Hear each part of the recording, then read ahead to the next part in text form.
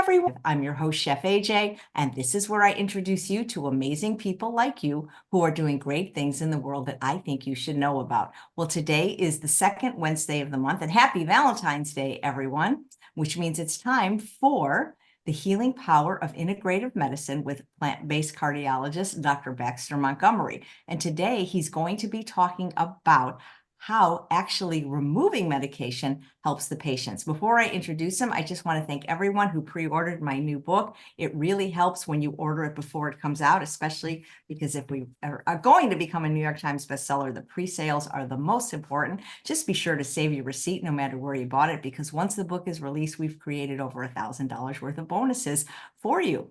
Now, this is perfect because February is American Heart Health Month. Today is Valentine's Day, so who better to do the show than a cardiologist? And even better, he's a vegan. Please welcome him to the show. It's always good to see you, Dr. Montgomery. Likewise, Chef AJ. Thanks for having me, and happy Valentine's Day to you. Thank you. Well, you're one of my favorites. You just have the best laugh in the whole world. The best name too, Baxter. I love that name. And especially now that I know how you got named, I love your name even more. And so, removing meds is very interesting because most doctors like to prescribe meds, not remove meds. That's exactly right. And, over the years, I've learned, I guess I should say in reflection of over the years, I've learned how our training was where we are trained to create a diagnostic label for patients. And then based on that diagnostic label, we are then trained to put them on the right medications, quote unquote, right medications. And so the drug industry controls a lot of the science that's in our industry, and a lot of the science that promotes the medications are geared toward, attaching a molecule to a disease state. I'm a cardiologist. I see lots of patients with coronary disease. I see patients with congestive heart failure. I see patients with arrhythmias. And I recall when I was early in my training, actually, I was in my internal medicine training and getting ready to go into my cardiology fellowship. I made the decision to subspecialize in an area called cardiac electrophysiology. We deal with the electrical disorders of the heart. So anybody has an arrhythmia such as atrial fibrillation or ventricular arrhythmias, they would see an electrophysiologist. And we do, procedures like ablations, and we ablate pathways and implant devices. Early on, they use antiarrhythmic drugs. There are different classes. These are class 1 antiarrhythmic drugs. And these drugs were commonly used in individuals who had arrhythmias, especially individuals who are at high risk for having a cardiac arrest due to a cardiac arrhythmia. These are individuals who would have heart attacks, either recent heart attacks or remote history of heart attacks, have scarring in their hearts, weak hearts, and the like. Many of them, if we saw arrhythmias back then, they'd be prescribed an antiarrhythmic drug. But they did a study, and they did a study looking at the antiarrhythmic drugs in certain patients who had just had heart attacks and had frequent arrhythmias. And they compared the antiarrhythmic drugs to placebo. And the idea was to show the effectiveness of the antiarrhythmic drug over the placebo, meaning that those on the antiarrhythmic drug, we were expecting them to have a better survival than those, without the antiarrhythmic drug. When you think about it, if you have an arrhythmia and you get an antiarrhythmic drug, you should be protected from the arrhythmia. However, that study showed the opposite. In fact, the ones on the antiarrhythmic drugs had a higher mortality than the ones without the antiarrhythmic drugs. In fact, the antiarrhythmic drugs had what we call a proarrhythmia. They caused more arrhythmias than they protected. And there are other studies you look at that had similar findings. And so that was an eye-opener for me way back early in my training. And fast forward, we have lots of medications on the market, and I'm going to share a few slides on some. However, the drugs where we see efficacy, the pharmaceutical companies are very careful in terms of how they tailor the studies. They look at a certain population, they look at it for a certain period of time, they compare the drugs to, say, an older drug that may not have greater efficacy and may have similar side effects. So it's almost like, if you are, a person with, one broken leg, you're only going to race against people with two broken legs to make sure that, you win. And that's essentially what we look at when we're looking at the medication, the drug studies. So they'll show some efficacy over a short period of time. The side effects are there, but what you don't know is over a long period of time, the adverse effects of the drugs really outweigh the limited benefits that they purport. And so I want to share with your audience this whole concept of medication side effects and how we should be aware. So I'm going to throw up a few slides. I'll share my slides, and then, of course, we can have a discussion afterwards and take questions. And I only have a few slides today, but I think they are worth looking at nonetheless. So anyway, medication side effects, become aware. So if you prescribe medications by your doctor, whether it's a cardiologist or not, make sure you're aware of the side effects. Make sure you're aware of the potential drug interaction of other medication you're taking. And you want to try to minimize the number of medication you're taking. So that speaks volumes to lifestyle. And since on this show you talk a lot about weight loss, I decided to dedicate a few extra slides on some of the weight loss drugs, Ozempic being one of the most more famous ones. Mounjaro is another one I have some slides on. But if you get one of these drugs, you can look up the package insert. It's easy to find online. If your doctor gives you samples, often the samples have it. I think the pharmacy can provide these package inserts. So if you look at the package insert of Ozempic, the first page, you have what's called a black box warning, and there's a risk for thyroid C-cell tumor. So already you're at a risk for cancer. Now, this is shown in rats, but they don't know the potential effects in humans. So it's one of the contraindicators if you have a family history of medullary thyroid carcinoma or cancer, or multiple endocrine neoplasia, or these are people at risk for cancers, endocrine cancers, then it's contraindicated. And of course, if you have an allergic reaction or hypersensitivity, it's always contraindicated. So you have the absolute contraindications up here. Next, you have this little box with warnings and precautions. These are some of the fairly well known side effects. Pancreatitis is one, or inflammation of the pancreas. Diabetic retinopathy. So these are patients who have diabetes who are getting this drug, and some may have early diabetic retinopathy that hadn't been diagnosed, and it can be made worse. Hypoglycemia, of course, and acute kidney injury, among other things. So the adverse reactions, the most common adverse reactions, however, are nausea, vomiting, diarrhea, abdominal pain, and constipation. So these are thought to be mild adverse reactions. But just think, you're taking a drug, in theory, that's supposed to make you feel better, but you're nauseated and you're vomiting, having diarrhea, and abdominal pain, and constipated. So that can be a significant problem. So you want to be aware of the side effects. The class of drug that Ozempic is are called GLP-1 agonists. They're receptors in the gastrointestinal tract called GLP-1 receptors. The medication you're probably familiar with, Trulicity, Byetta, Bydureon, Victoza. Many of you have relatives on these drugs. Ozempic is well known because I think lots of people in Hollywood made it very popular. Mounjaro is also pretty well known. But these drugs all have a similar mechanism of action. Mounjaro not only stimulates the GLP-1 receptor, but there's a special GIP receptor that it stimulates. They have similar mechanism in terms of reducing gut motility. They cause an increase in production of insulin by the pancreas.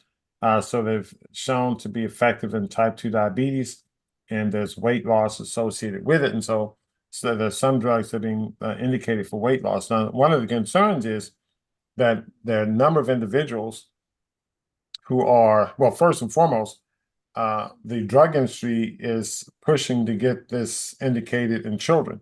I think it's already being prescribed for children who are 12 years and older. A colleague of mine who's a pediatrician is saying that, kids 12 years and older who have a history of obesity, they're getting these drugs on a regular basis, and they're looking to push it to younger ages, and I'm very concerned about that. The other issue is that they're looking to get it covered by Medicare. And these drugs are pretty expensive. And the concern about the Medicare population is that you have the studies were done in individuals who had an average age of 56 years. There were only about 2 or 3% of the study population who were individuals who were 75 years and older. If you look at the Medicare population, about half of that population is 75 years and older. So half of that population wasn't really studied well with these drugs. So what effects do these drugs have? The organs that they affect directly: endocrine, pancreas, the bone, fat, the GI tract, and the brain. As far as the GIP receptors, GLP-1 receptors, the endocrine, the gastrointestinal tract, the heart, and the brain. So if you're looking for side effects or adverse effects, you may think of these organs and these systems that may be affected. So you think about these drugs. Okay, great. I need to lose weight, or I have diabetes. My A1C is 15. I'm 20, 30 pounds overweight. So can the drug help? Yes, the drug can help lose weight. It can help bring the A1C down. But is there an alternative approach that is better? And the answer is yes. If you look at a nutritional intervention or dietary intervention, most people say, well, diet takes too long, etc. Well, the right type of dietary intervention is going to be far more effective than the drugs. Now, many people go on diets and they go on crazy diets. Oftentimes they're on diets and do things in moderation. They have cheat days and various things like that. But if you get on a nutritional regimen you're committed to, and you truly change your taste buds, and you change your lifestyle and your outlook on food, then that's a definitive dietary change and the most effective. So if you compare the effects, and we looked at this in our study, in our clinic, where we put patients on a defined plant-based diet, and we show significant reduction in not only inflammation, but we show significant reduction in hemoglobin A1C. And this was only in 4 weeks. And I'll show you a comparison to the drugs. And we also saw a significant reduction in weight, BMI, and waist circumference. That was pretty significant. Now, if you compare the findings we had in terms of rate of reduction in hemoglobin A1C for our diet, which is in the blue line, so defined plant-based diet in the blue graph, compared to Ozempic. If you look at the Ozempic studies, the rate of reduction in hemoglobin A1C in a matter of 4 weeks was far faster than you got with the drug. If you compare it to Mounjaro, which is actually the strongest of the class of drugs that reduce the hemoglobin A1C, the diet was still far more effective and reduced hemoglobin A1C much faster than the drug itself. And so if you compare weight loss, the defined plant-based diet resulted in a 1.7% reduction in weight per week. This is 4 to 7 times faster, or more effective, I should say, than Mounjaro at 0.38%, and then Ozempic at 0.23% weight reduction per week. So you're looking at a greater effectiveness of a natural intervention that has far fewer side effects. And I think this is an important thing to consider. Many people think, well, I need the drug, I'm very, very sick. You may be very sick. And there are times I prescribe medication. And when people don't want to do lifestyle change, I prescribe medications. And sometimes when patients are acutely ill, we prescribe medications. We just submitted an manuscript today where we showed a case series of 7 patients acutely ill with heart failure. And we put them on a defined plant-based diet lifestyle intervention. We used some other integrative therapies, and we were able to improve their heart function, even though they were acutely ill. One was sent home, given up to die. These individuals had improvement in functional status, and at the same time, they had a significant reduction in the blood pressure, in the medication list. So you can do it, and medications can be effective and beneficial in certain limited settings, but they're by and large are not ideal for lifelong consumption. Let's just talk quickly about a few other drugs, and then I'll finish my comments and open the floor for questions. Many of you know about beta blockers. These are medications that are frequently used for people with heart disease or people with high blood pressure. They're called beta blockers because they block receptors, beta receptors on the heart and the blood vessels. And they have common side effects, and they have a pneumonic ball fish, it's a bronchoconstriction or constriction of the airways and the lungs, or bradycardia, which is a slowing down of the heart, which is how they work. Arrhythmias, lethargy, fatigue, disturbance in glucose metabolism. There's also fatigue, insomnia, sexual dysfunction, and hypotension. So again, the medications can be beneficial. However, you can have a lot of bad side effects, and it can make your life miserable. I had one patient who's a university professor had on a beta blocker, and he was having horrible nightmares. In fact, he was getting up and he was attacking his wife in his sleep. And it was a horrible thing. We had to stop the medication, of course. But you can get some very weird side effects. Calcium channel blockers, again, these are medications that block calcium receptors. They're very commonly used in treating individuals with high blood pressure. They decrease the contractility or the force of contraction of the heart. It decreases the electrical conduction, so it slows the heart down, some of them, and therefore it decreases the oxygen demand. But the side effects, you can have low blood pressure, slow heart with some of the calcium channel blockers, conduction abnormalities, headache, abdominal discomfort, lots of edema. Some of these, especially ones called dihydropyridines, they cause quite a bit of swelling, some of them. And can be also, you can have edema around the gums with some of them. And everybody's favorite statin drugs. Lipitor is one. Atorvastatin is a generic name you may know about. They have effects on the liver, increased blood sugar. A big trial showed there was an increase in diagnosis of diabetes in individuals on statin drugs. You have pain in muscles. I've had some individuals who are exercising rigorously on statin drugs have muscle tears, impaired memory, tiredness and fatigue, other things such as headaches and nausea.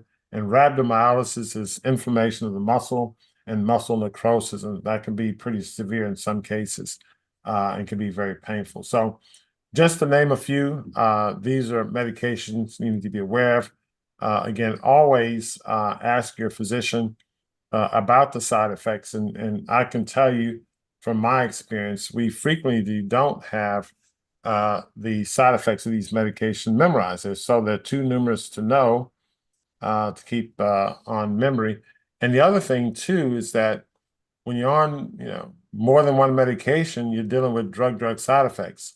And so many individuals, we see them come into our clinic and they're on, say, 5 or 6 or 10 medications or the like, and you're dealing with the drug reactions as well as the drug patient interactions. And so the adverse effects of the numerous medications can really outweigh the benefit. And what I found in my experience is that when we see individuals who come in and on multiple medications and complaining of various side effects, the first question in my mind is, could these symptoms or side effects or new symptoms or side effects, could they be due to the medications? And that could be the case whether you've been on the medication for a long time, or if you're just on the medications for just a few weeks or a few days. So just because you've been on the medication for a long time, don't think that you should not, if you have new symptoms, you say, well, it can't be this medication, I've been on it for 2 or 3 years. Because you can have new symptoms on an existing medication, even though you've been on it for a long time. Now, why might that be the case? That might be the case because frequently individuals are on generic medications. And what many individuals don't know is that the generic medications, let's say, for instance, you're on a drug called carvedilol or losartan or atorvastatin, the generic for Lipitor. Many of these generic drugs have multiple different makers. There may be 5 different companies that make that generic, or 10 different companies. The generic drugs are not as regulated as the original drug coming out. So the original molecule, you know exactly what you're getting. But generic drug 1 through 15, drug 12 may have more of the active ingredient than drug 3, or drug 4 may have more of a carrier molecule that you can have an allergic reaction to, that if you had drug 7, it doesn't have that carrier molecule. So you may have a new adverse reaction to a drug you've been taking for a long time, and that can be something that's problematic. So that's something you want to make sure that you are aware of, that you can have numerous side effects to drugs you've been on for a long time. Also, if you've been on any medication for a long period of time, you should talk to your physician. You should always ask your physician, hey, can I reduce the medication?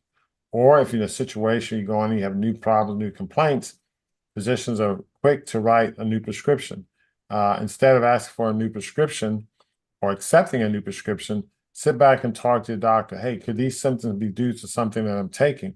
Should I be reducing a medication as opposed to adding a medication? So these are the types of things that you want to keep in mind.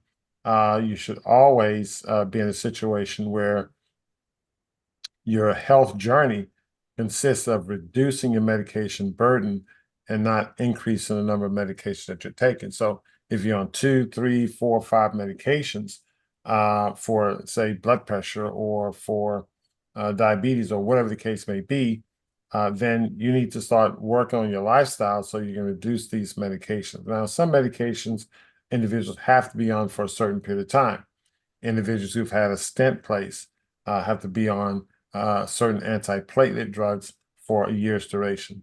And of course, other individuals with hormone problems or various things may have to be on supplements of certain types, indefinitely. That's understandable. Individuals who've had transplant have to be on immune suppressive drugs indefinitely. However, even in those situations, an optimal lifestyle and optimal health condition can reduce the dosage and requirement of certain medications, even if you have to take those medications for an indefinite period of time. So keep these things in mind. And those are my comments. I'm waiting for Chef AJ to come back to the live screen, but I'm No, take questions. I never left you. I'm right here. I just turned my camera off to make a better picture with the slides. That was interesting when you showed the black box warning for Ozempic, yet people still rush to take it. Yeah, they do. And there's there are probably a lot of explanations. It gets into more human psychology than I probably am able to talk about. There's the desire to lose weight that people have. A lot of these drugs are made popular in certain ways. And of course, people don't want to make the lifestyle changes.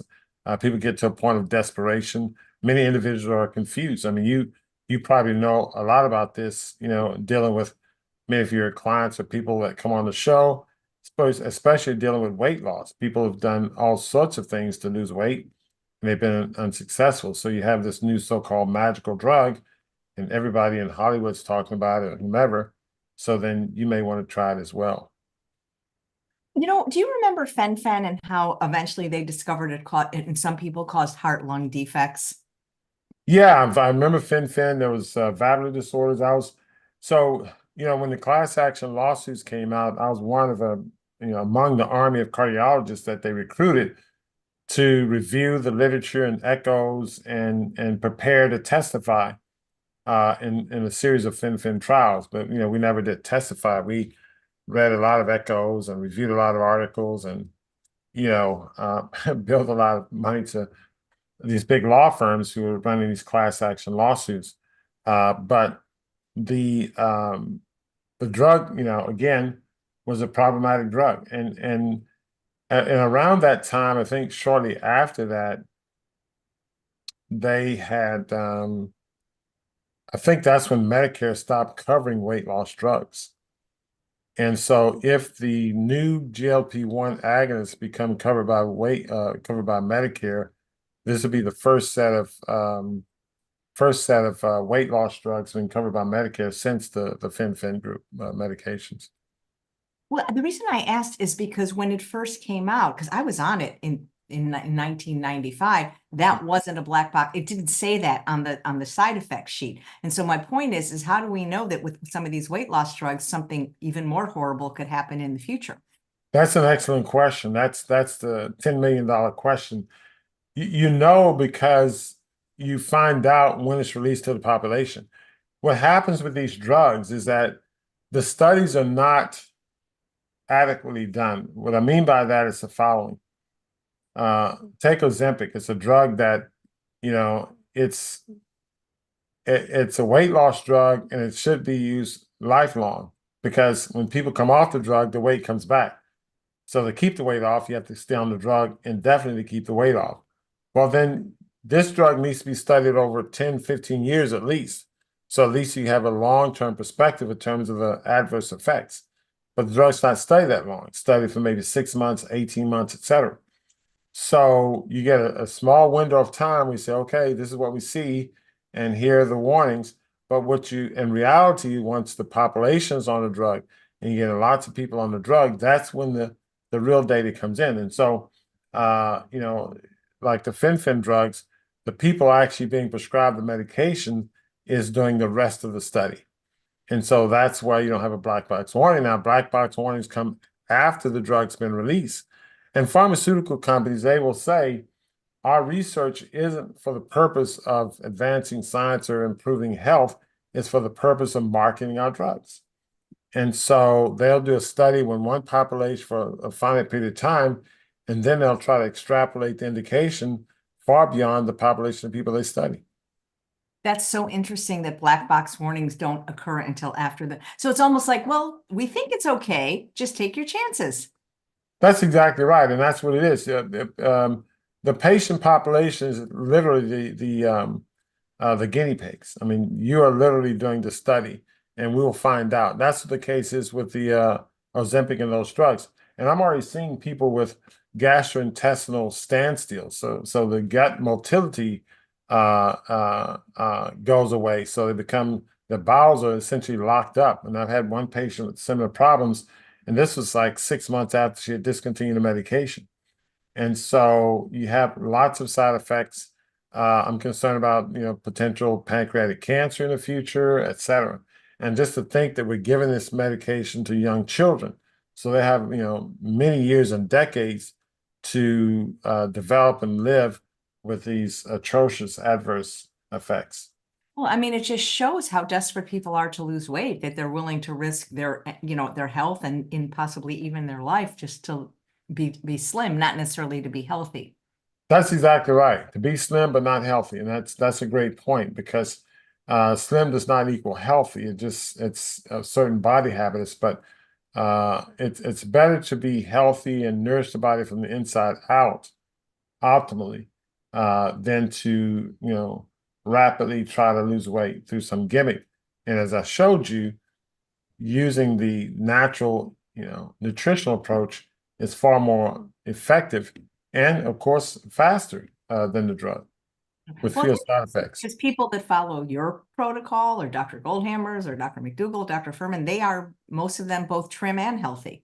Yes, that's right. And of course your protocol. I mean, it's Which is just everybody else's, but yeah, I didn't invent that's it, I always uh, say God did, because basically, really all I did was try to explain calorie density in a very understandable manner. And I'm not the one that decided what foods had which calorie density. that's okay. You're delivering it, and that's the important Yeah. message. A lot of It's people don't. it's just it's so interesting. Not that I'm trying to push people to take any medications, but are there some medications that are generally regarded as safe that you or other doctors might prescribe, like thyroid medication or things that, people don't have to be so afraid of taking? Well, safe is a relative term, and there's a benefit, there's a risk, and so in a certain condition, the benefit outweigh the risk. So I'll give an example, and I mentioned in my earlier discussion that we just submitted a manuscript where we looked at a case series of patients coming to our center with heart failure, and there was a gentleman had flown in from the LA area, severe heart failure, systemic inflammatory disease. And his heart was beating at 10%. He was in atrial fibrillation, real bad. We had to give him IV diuretics and the like. So we managed him over the course of, I think, 4 weeks, 4.5 weeks. And during that time, we weaned a lot of medication. We got him off insulin and various other medication. However, I started a medication called amiodarone. And because he was in atrial fibrillation, I wanted him to be on amiodarone, then put him in the hospital to cardiovert him. Well, amiodarone, my goodness, it has a telephone book, a load of side effects. And oftentimes people refer to that drug as a dangerous drug. It can affect the liver, the thyroid, et cetera, et cetera. However, I was using it in a very targeted way. Amiodarone is the best drug to help suppress atrial fibrillation in someone with heart failure. It's relatively safe compared to other drugs from the standpoint of not being a pro-rhythmic drug.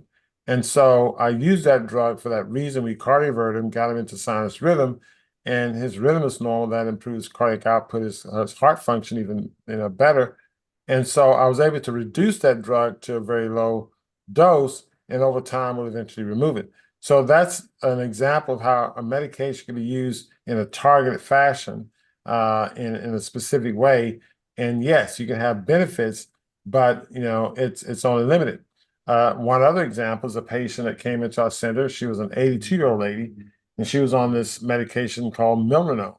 And we would call it an inotropic drug. It means that it has an effect to increase the pumping function of the heart. And we use this drug frequently in the ICU, the CCU, a patient with decompensated heart failure. And it's a wonderful drug that can be used in someone who's in a decompensated state. We give it on the drug. It helps the heart pump effectively, turn the kidney flow around, etc.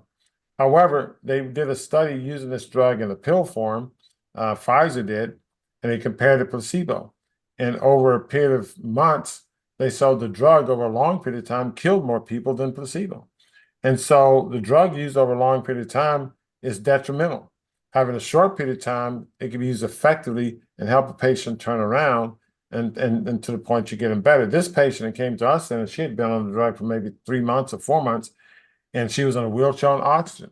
We put on a nutritional detox program, some of our other integrative therapies, and weaned her off the medication, et cetera. Now she's, going on hikes with her daughter and field trips and, and the like, climbing rocks, at the age of, I think now 83. So the point is that, yes, certain drugs can be used effectively in a target fashion in a limited period of time, but you also have to weigh the benefits over the risk.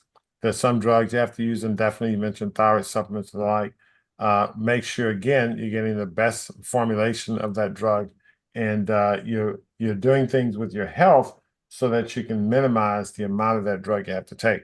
I've had people with hypothyroidism, even without the thyroid gland. If they optimize their health, they're not on as much thyroid supplement as someone else. So it's all a balance in terms of how you look at it. Yeah. Well, it must be interesting being more of a lifestyle medicine doctor because you know how to do both. And like you said, if the patient doesn't want it, you don't just say, okay, go to somebody else, right? That's right. That's right. That's exactly right. And that's giving your patients true options. And you're right. It is, having a nutritional integrative and regenerative approach gives your patients options beyond the mundane, pills and procedures. But don't you ever just want to say, come on, dude, just do this. It's going to work just as good or better than the medicine. Well, we say that a lot, but sometimes leaving them to their own will and the illnesses can speak much louder than I can. Yeah. People So want to feel good right now. They want to look good right now. that's right. That's right. But Human. a lot of them come back, and a lot of them come back because they recognize it. Now, we've had individuals who used to go through our boot camp class, and it's a 4-week detox we used to have on site. We do it online now. And they, went through the boot camp, and I remember them saying things like, wow, this is so tough, et cetera. And we've had people come back, after maybe a few years, 6 years, say, look, I was diagnosed with this, that, and the other. And I remember back in the boot camp, I felt so great, and I want to get back to that. And so they come back. So oftentimes it takes time, mentally and psychologically, for people to get to the point where they're ready to make those changes. Right. And some people never will. And that's why it's hard for people that have made them to sometimes accept that in loved ones like friends and family. Hmm. Oh Yeah. yeah, no, I That's know the that hardest person. thing. They often become the health coaches. And it's just, I'm in a coaching program, a 6-month coaching program with Food Revolution. And what I'm learning is you can't you can, but it's not effective just telling people what to do. Apparently they don't like it so much. No, you're exactly right. You just gotta have to let them Yeah. let them discover some things on their own, and if they have questions, you can answer those questions. But yeah, Yep. everybody has their own journey. Good. Well, speaking of questions, we have 4 that were submitted in advance. We'll get to those first. And if there's time, people watching on the various platforms like Instagram and YouTube, please feel free to post them in the chat now, starting with 4 questions. The first question is from Mary, and she said, how do you get a doctor to consider your age when prescribing meds? Wow. I think the best way to do it is just be point blank. And in the context of a doctor, so let's say, for instance, your doctor wants to prescribe a medication. I would ask that doctor point blank, you know, what in the studies, what was the population age in the studies, for this drug? How many people in my age group were represented in this? I just mentioned earlier the weight loss drug, where it was studied, I think, average age around 56. But people 75 and older, they're only about 2 to 3% represented in that study. So if somebody wanted to give you that drug, let's say you're 78 years old, you say, well, how well was my age group represented in the study? So to ask about the age of the population age of the people studied for that medication that you're being prescribed is a good way for them to consider your age. And it may force them to actually go to the literature, because we often don't remember the details of the study population. Sometimes I have to go back and look and say, what was the original data, for anticoagulant, especially when I'm trying to anticoagulate or thinking about anticoagulating someone who's, say, 85, 90 years old. So, well, wait a minute, let's go back. Let me go back and look at the data and see, what the age representation was of this age population. Great. Thank you. So why wouldn't they consider somebody's age, Well, you're saying they're giving these weight loss drugs to 12-year-olds, so. Yeah, they weren't represented adequately. And again, it's, you have your doctor, and I'm not trying to make excuses, but all, due respect, they're busy. You've got a lot of people with, a dozen questions or problems to solve, and the easiest thing is to pull out the prescription and hand it. And even in our setting, we have 2 divisions: Montgomery Heart and Wellness Medical, Montgomery Heart and Wellness Life Source. And people that commit to the life source side, they're the ones where we spend time and work with them on uh, lifestyle changes. The medical side, they haven't made that commitment, so we prescribe them medications because that's, essentially what they want. Yep, a pill for every ill, right? That's exactly right. Yep. And if not, then a procedure. Okay. This Exactly. Or both. this is from Anonymous, and she said, Dr. Montgomery, I've been exclusively plant powered for 3 years, flexitarian before that. I've released 50 pounds and have 50 to go before I reach a healthy weight, and no plans to return to my old life. The problem is my blood pressure still goes up to 200/100 when meds are reduced. I take amlodipine 10 milligrams and metoprolol 50 milligrams every 3 days. If I take them every day, my pressure goes too low. And my doctor knows that. My doctor cut my meds in half. My new doctor insists I take both every day with no more adjustments. Am I having rebound from the meds? Could there be another issue? And do you ever do consults? Like if she wanted a consult, could she get one online, or do you have to be in Texas? We do online consultation. The best way to do that would be if they joined our community. I'm on the community Stump to Chump once a month, and everybody in our community have access to me. So a question like this can be addressed. It's non-medical, but I can address it directly. But to address this question, frequently, I mean, medication rebound is very common. Beta blockers are well known for it. You can have with other medications as well. I get a sense you with being on the medication 3 days a week, not every day, you're probably in that in-between realm. Typically, what we do with our patients, like for instance, if someone's on a medicine every day, I would minimize the dose. Then I may go to a Monday, Wednesday, Friday, and I see how they do there. Then I may go to a Tuesday and Thursday and see how they do there. Then I'll stop it. If the blood pressure goes up, it depends on how high. Now, if it's 200 over 100, if it stays that high, of course, then I'll put them back on something. But the next thing I look at with patients is their diet. So you have to look at, the dosage. You're trying to dial down the dose of the medication, but you may have to dial up the dose of the lifestyle. So, you may be plant strong, but maybe are you eating with time restriction? So maybe they need to do more intermittent fasting.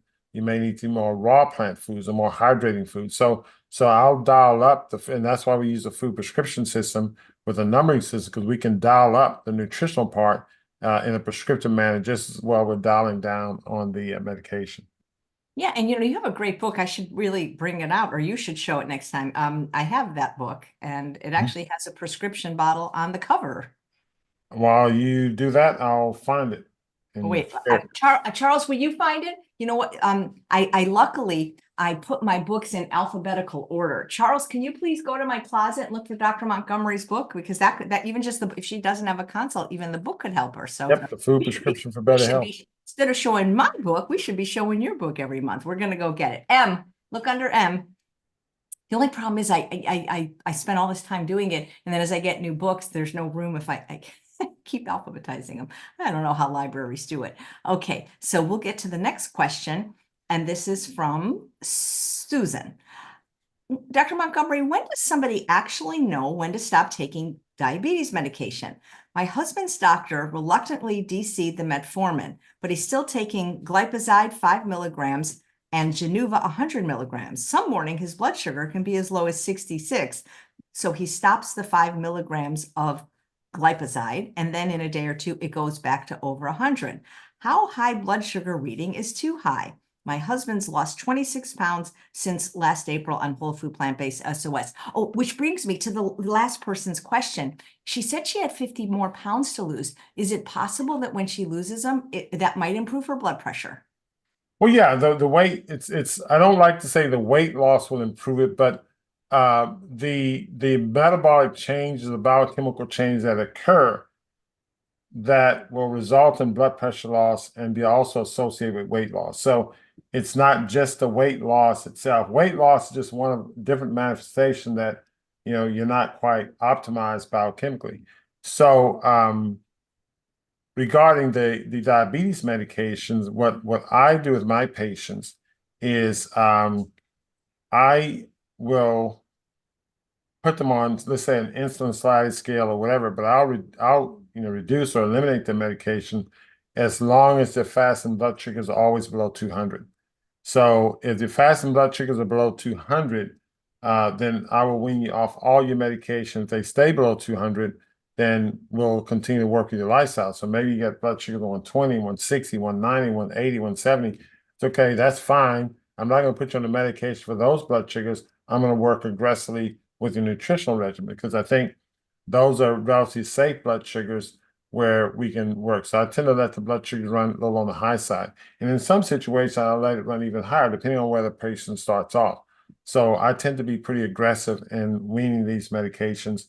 And, the tight control of these of blood sugar, in my opinion, the tight control with medications can be dangerous.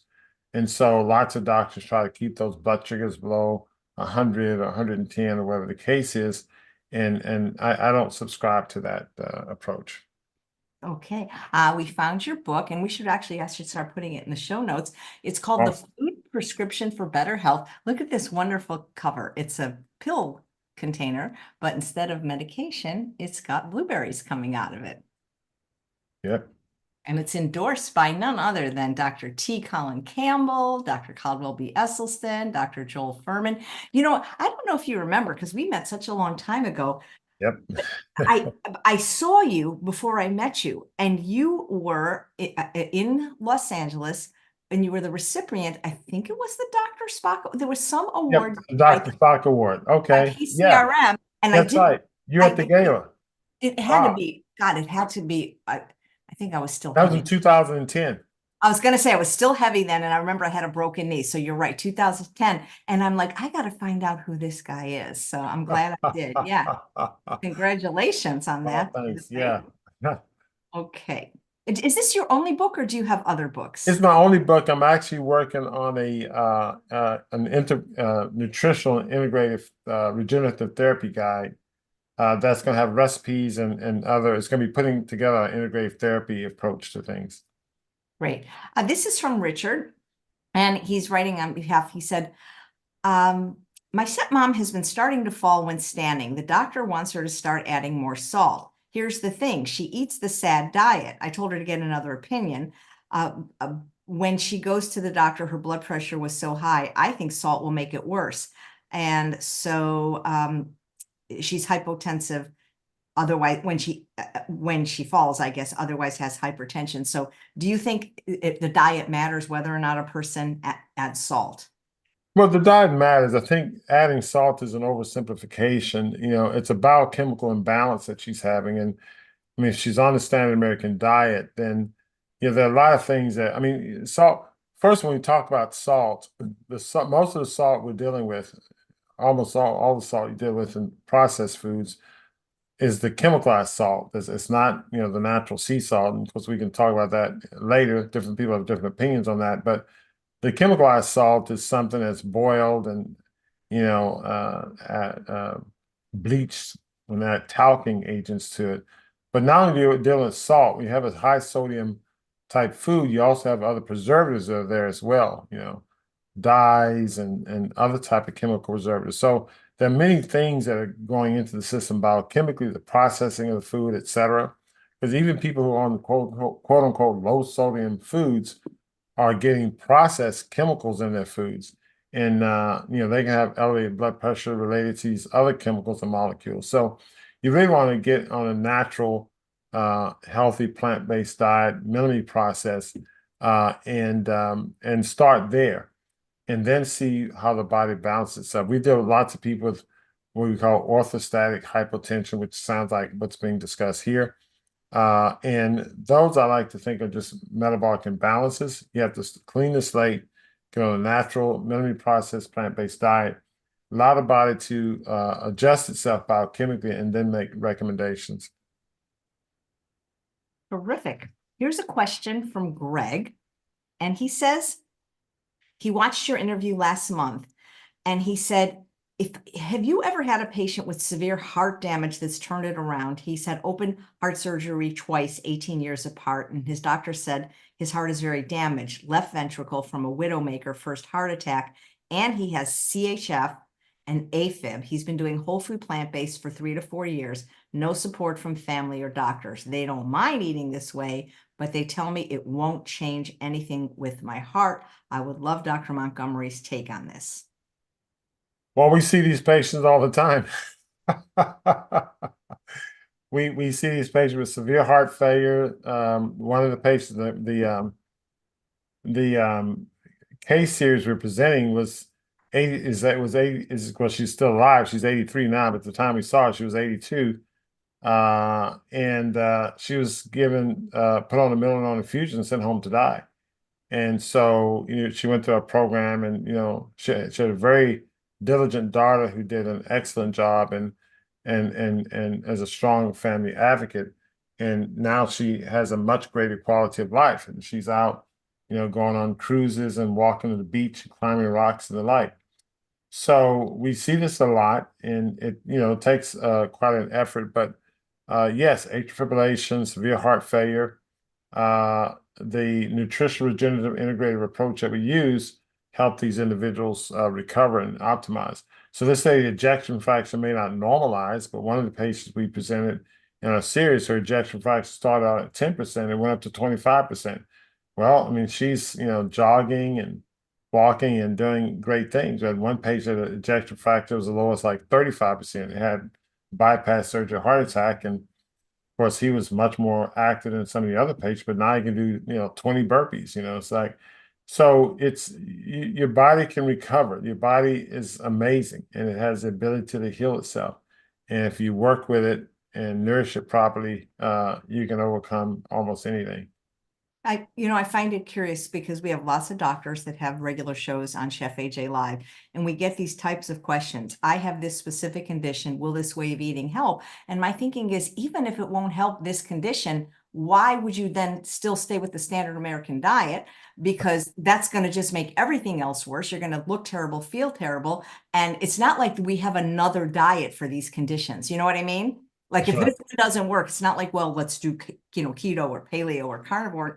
So I don't know why everybody doesn't just do it and just hope for the best in whatever health they have for the rest of their lives. Yeah. People, we think based on specific disease states. That's what's presented to us in medicine. That's what we think in medicine. Well, I have this condition. What about this condition? Well, I mean, it's really all these conditions are the same. And so you look, in fact, I don't remember what page it is. There's a picture of a tree in my book. And the common denominator is near the beginning, I think before chapter 2 or 3 or whatever. And it's a nice little let me see, it's a read sample here. Here it is. I found it. I win. Oh, there you go. Okay, I was going to find it here. So you see that tree there? You got poor nutrition is at the trunk, and the branches you got arthritis, obesity, diabetes. All these things are, but the source, the core source is poor nutrition, which results in biochemical imbalance. And so, we often prescribe pills at the top here, where you're looking at this branch or that branch. But the key is it's the core. You want to cut it off at the base where you have the poor nutrition. So yes, it works for all these conditions because at the root cause is poor nutrition, biochemical imbalance. Yeah, I remember how Dr. Greger used to say, even if all the plant-based diet did was, reverse heart disease, that would be enough. I mean, but it does so much more, we know. So It does so much, yeah. much more. Okay, this is from Jean. In a recent YouTube interview, I thought you had somewhat suggested that a history of microwave or cooking food could contribute to heart disease or at least health challenges. Did I understand your evaluation of food cooking methods and your take on balancing plant and animal protein? So what I say about microwave cooking, I don't advocate preparing your food with microwave, even warming it up. And I didn't say that we don't have a lot of data on microwave food preparation. I'm afraid though that if and when that data comes out, it's not going to be very pleasant. You want your food to be as close to its natural state as possible. And the sicker you are, the closer to that natural state you need it to be. And then once you recover, then you can do things to the food that's more interesting. Obviously, cooking should be in steaming and boiling methods. You don't want to fry, and heavy grill, ideally. And so it fell into that realm in terms of food preparation, but not necessarily that microwaving itself predisposed to the heart conditions. I just find it to be a less optimal way of preparing your foods. Right. She also adds that she's an 81-year-old woman with painful osteoporotic multiple spinal compression fractures and added collagen animal source protein to her diet in perhaps a misguided attempt to avoid future fractures. Yeah, I think with that situation, I would go with a strictly plant-based diet. I wouldn't do animal protein at all. But the thing she needs to do is she needs to start increasing her amount of weight bearing. She needs to do strength exercises and the like. The more strength exercises you do, the better off you'll be from the standpoint of actually reversing osteoporosis. There are some certain strength exercises and certain machines that can be used to help people reverse osteopenia and osteoporosis. Right. Well, this was fantastic Valentine's Day talk, Dr. Montgomery. I see you're a real doctor because you're wearing scrubs. So I know you have to get back to work and I want to respect your time. But if your question didn't get answered today, Dr. Montgomery will be back the rest of the year, the second Wednesday of the month at 9 a.m. Pacific time. And he'll talk about all different organs, including the heart. Happy Valentine's Day, everyone. Happy Valentine's. I'm going to get you a Valentine, Dr. Montgomery, eventually. I'll get you a permanent Valentine. That is my mission in life. Oh, wonderful. Thank you very much, Chef AJ, and happy Valentine's to you and similar regards to your husband and young guys. Have a great Wednesday. Thank you. And thanks all of you for watching another episode of Chef AJ Live. Please come back tomorrow at 10 a.m. Pacific time for first-time author Linda Tyler. This is a beautiful book called The Plant-Based Anti-Inflammatory Cookbook. Of course, it's available on Amazon, but it's also at Costco. She's going to be making several recipes from the book, including these beautiful eggplant parmesan stacks. And look at this, an orange polenta cake. Happy Valentine's Day, everyone. Take care. Bye.